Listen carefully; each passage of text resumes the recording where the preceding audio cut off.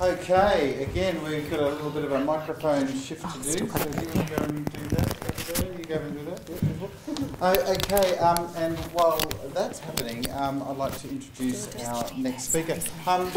The wonderful term, the climate dogs. I love the idea that our climate is being dragged around by a range of sometimes rabid, sometimes docile dogs, pulling it in different directions. You know, what is it that drives our climate? It was interesting talking to a couple of the farmers that we have here today, who are telling me that you know, why do we have this thing about agricultural science? You know, like, science depends on kind of replicatable experiments that you can always replicate. But to do something on the land, the second you walk into a paddock, conditions are going to vary, conditions are going to differ. So climate control is, or management of agriculture in a changing climate is sometimes as much art and science. Chris is actually a program manager for DPI, and has been based and worked in Wimmera for about 20 odd years, is that right? Yeah, something like that. And you've just been taped, you've had a bit of a wax. I can tell. Well done. Need more of it. And for the last 6 years he's really led an effort to understand the seasonal climate risk, and has published a lot of that in a newsletter called The Break. Ladies and gentlemen, Chris Sounness. Thank you. Yes, I'm going to be talking about climate comfort smart agriculture. I'm another one of these fill-ins. Graham Anderson was going to talk. He's also at a funeral today, so obviously some people are reflecting on life and universe and everything. All right, so first up, I've been talking to farmers, and as I say, I'm no climatologist or anything like that, and we got a project up 5 or 6 years ago to increase the capability of farmers to understand what causes it to rain and what drives the climate in Victoria. And we were talking about we were going along to these meteorological conferences, listening to physicists talk about stuff that puts you to sleep pretty quickly, but in the end, sort of trying to understand it, and then we're out there communicating it, and then we've got another project up which Graham was leading, and we're talking about these 4 drivers, Enzo, IOD, SAM and STR. It was an evolving story. As we hear one driver and tell that, and it was through the drought year, so Enzo was the big story. Then we learned about IOD, which caused the droughts in 07, 08, 09, and then SAM and subtropical ridge. So we had this evolving story, and I was working with Graham, and Graham Anderson was the driver, and we tried to tell this story all the time, and we got to tell it thousands of times. Myself, Dale Gray, Deanne Price, Graham would be out in the audience in the farm hall, 20, 30 people. We would tell a story, and over time it was all about storytelling and trying to take this complex science and be able to tell a story. And over a period of time, I think we got pretty good at telling it, and I was telling it on Wednesday night at Inverleigh, still getting invited around, so it is good. And Dale Gray is telling the story 4 or 5 times a month still, and we've told it thousands of times to farm halls everywhere and everything like that, so we're doing something right. But after telling the story thousands of times, Graham, I think, was a lead agent in all. He came across this, we were talking away, and he's saying, what about, isn't it really like the sheepdogs that round up the weather? And so yeah, the climate dogs were born, and we came up with these 4 dogs. We'll just show one now, which is Ridgie. So, and we'll just let it tell a story. And all right.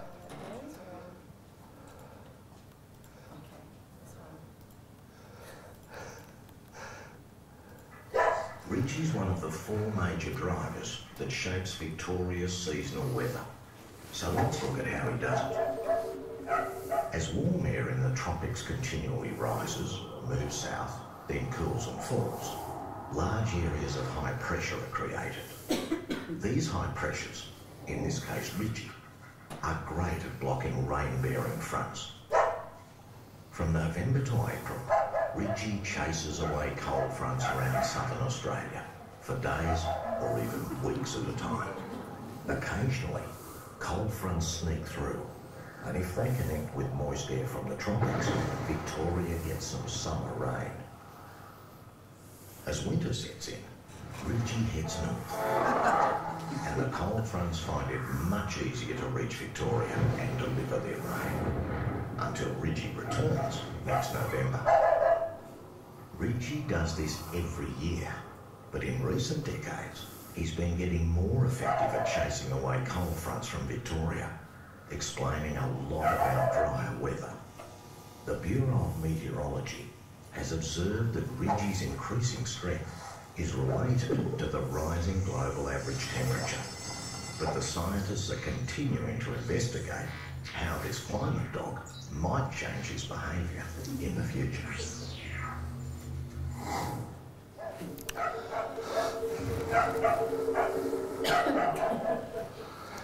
All right. And the reason to show that, and the talking about the climate bit, and I think it relates heavily to the climate and the carbon story, is, as I say, that animation, which is taking some fairly complex science, turning it into two-minute bit of laugh, which gets you reflecting on what's driving, getting you thinking, is, as I say, it was 5 or 6 years of telling stories, honing the stories, going out and getting feedback from the audience, working out what stories connect, which ones don't.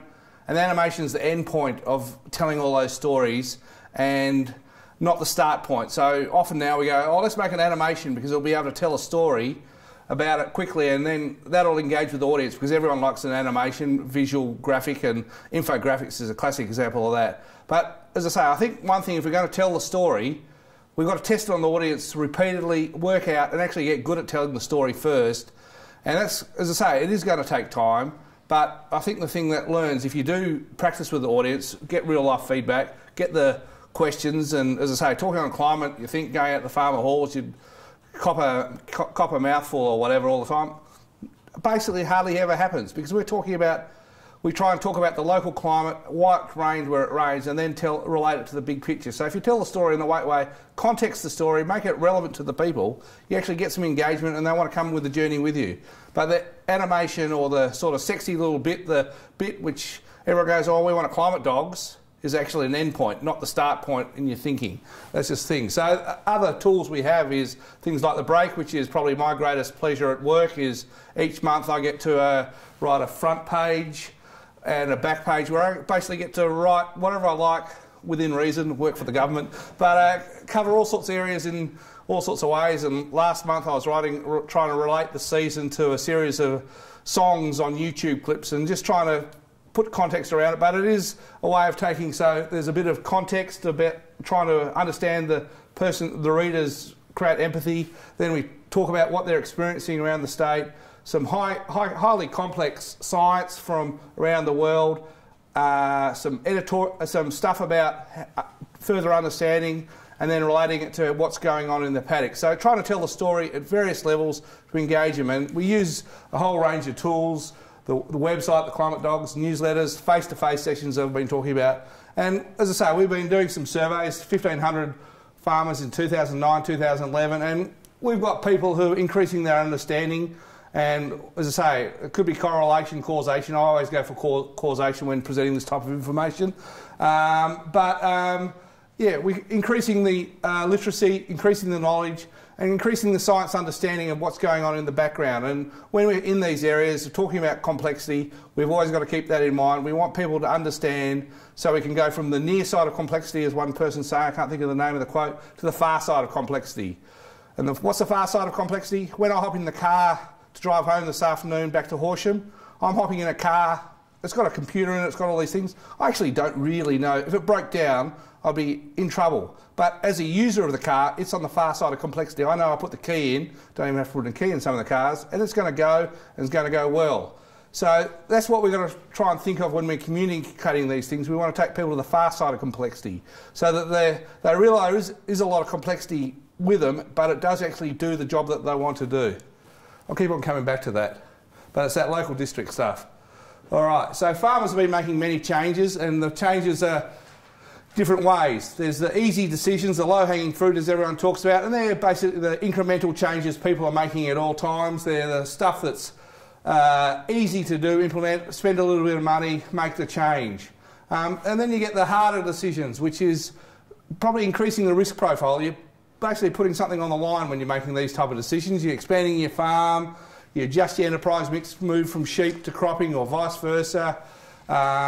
You think about how you're grazing your sheep, and we've got a lot of evidence. We've been talking to a range of farmers around Australia, 1,800 around Australia, and there's a whole heap of changes farmers have been making about what they do to adjust their practice to respond to a changing climate. So these are sort of good adaptations which are happening all the time. They involve a level of risk, but the farmers are responding to the change. And then we get to the tougher decisions, which are generally not only involved spending capital, but generally involve spending some sort of social capital also. You're moving to move to live in a different region. You really change the enterprise state, and you need a whole heap of new skills. They're all not only financial risk, but also social, mental risks, and they're a lot harder to take on board. And generally, people like myself telling people to do something like that, it's easy to say, and I can say, oh yeah, you should spend your money or your social capital, you should move from Horsham down to Hamilton if you're a top of the range grain farm, because there's plenty of rain, going to be more rain down there. So, as I say, it's easy for me to reel that out of my mouth, but there's a whole heap of complexity behind that, and it is really tough decisions which impact on people's life, and we've got to always keep that in mind.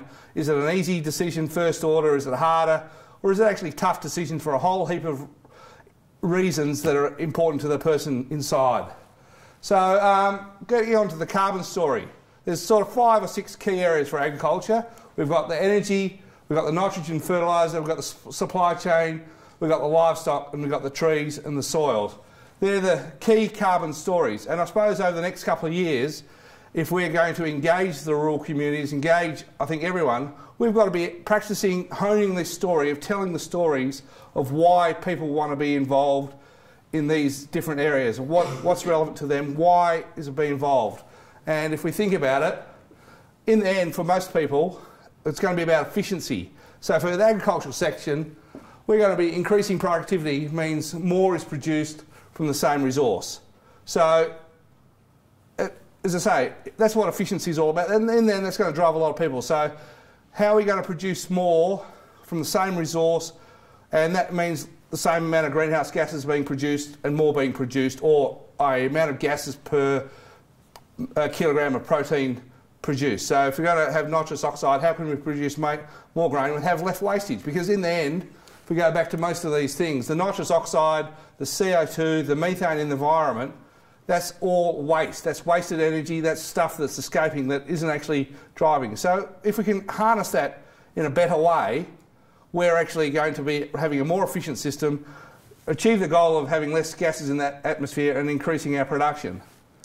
But so it's discussing that balance of inputs to the relation to the greenhouse gas emissions and, more importantly, the food produced. But I suppose as consumers, do we actually think about what our decisions do and what they actually signals they give to the farmer? So as a consumer, how important is efficient farm practices to our purchasing decision? And I don't know if any of you think about that, because do we actually think about our credence values? Is it organically produced, or was that in an urban garden, or whatever it might be? But should we be actually, as consumers, thinking how efficiently was that produced is the most important decision we make? Because as soon as we start purchasing on credence values, we start to distort the market, and people start getting things that, yes, it's more important to produce a way that actually isn't necessarily the most efficient. In the end, if we're going to have reduced the gases for the amount of protein produced or energy produced to feed people, we've got to actually think about that efficiency. So as consumers, we do drive the production system. So I think we've got to think carefully about what signals we sell as when we produce what we produce. So the final slide, the big points are, if we're going to change behaviours, we're going to do things differently, we need 3 things. We need proven technology. In the end, for most people to take something up, it's got to work. We got people want to do it. There's something in it for them. What's in it for me? Why do I want to be involved? And finally, we can do it, or I can do it. So whenever I change something, whenever I change my practices, they're the three things that I'll be taking on board to change that practice. And I think it's the same for everyone. Often, and as I say, involve government, so we've got lots of inefficiencies and lots of things that don't go quite right. We think if we get 2 out of 3, we're going to get the change occurring. We've got a technology that works, the person wants to, but they don't have the capacity. Or they've got the capacity, they've got that right attitude, but the technology doesn't work, so we'll throw it away, and so on. So if whatever we sell, whatever we're trying to change people's practices in all parts of society, we've got to have all three working. If we only get 2 out of 3, I think we've got to go back to the drawing boards and think again, because it's going to be a maladventure and wasted resources, wasted effort and thing. But I think in the end, the main story I like to say is, and as I say, I'm starting on my carbon farming journey storytelling now. Got the audience here. I hope to get to tell it more than once. But it's going to be lots of telling of this story. Myself honing the message, and hope all of you, by listening today, you'll be honing your messages and you'll be telling it. You'll get feedback from someone, hopefully some people that are thinking differently to yourself, and they challenge your thinking, and then you go back and think, okay, what are they saying? I've got to take that on board, and then you hone your message. And having that dialogue, as said, we'll all hone our messages, and then we'll get far better at telling it. We'll get engagement, and then we'll get that bit of gold, that 1 minute thing we can get out of our mouth quickly that provides illumination to the person hearing, going, actually, that's the story. That makes sense to me. That makes me want to take on board. And that's what we all should be striving for, is practice telling our story so it actually makes sense to the people who are listening. Thank you. All right, just one thing. I was watching a TEDx talk the other day, and we were talking about them. And for some people in population sustainability, hands are rolling, the magical washing machine. Highly recommend that talk, because it really does provide a lot of illumination about population growth and what we want to do, and sustainability, I think. It's a great one to recommend. Well done. And those of you who haven't had a TED experience, please go and do it and be prepared to lose a significant chunk of your life as you start to hear for some wonderful speeches on some amazing topics. Chris, you talked about the importance of dialogue and conversation rather than telling and preaching. I thought that was a really good point, and really something that we tended, I think, in the climate argument and the sustainability argument. Sometimes we're all very keen to tell what we know, but actually being prepared to listen and adjust and learn and adapt our conversation is a really important message. Another question I've got for you too is about can people get the Climate Dogs animations on your website, because it's the best explanation of weather I've ever seen. Yes, it's on the DPI website. I'm not sure if it's actually downloadable or not, as we're from the government and we provide our information in a certain way when we want to. But yes. I thought we paid for that. Yeah, no, but it is available on the DPI website, dpi.vic.gov.au, Climate Dogs, or just type in Climate Dogs to Google and turn up. Terrific. Any questions for Chris? Yeah. Yeah, I like your message about telling stories to get messages across. It reminded me of, I've been doing a little bit of giving a spiel about why communities should care about this coming in the end, like something to engage with. And, you know, I've got a little patter, and it sort of might be all right, it might not. And you put in between, it's a bit of a diverse audience, and you never know. How do you know? What are your little yardsticks, the fact that you're getting through? People not nodding off? I got no idea when I'm getting through or not. I tend not to worry about that. I just enjoy having a stage. But no, I think it is actually, as I say, engagement, people asking questions, talking to people afterwards. Did it make any sense to you? And when you hear them tell the story back, if they're telling you something a different message to what you thought you said, then you go away and think about, okay, it's not making sense like this, I've got to try again. And I'm sure, as I say, that relationship between consumer messaging and production efficiency, I'm sure I've got a long way to go in getting that message right. But I'm starting on that journey, and I'm keen to learn and improve, to hone it in so it makes sense to the audience. Sorry. Time for one more? No? Then Chris, you are off the hook as well. Excellent. Thank you very, very much for your wonderful presentation. We have a chance for a break now. I hope the refreshments are probably 1 or 2 minutes away.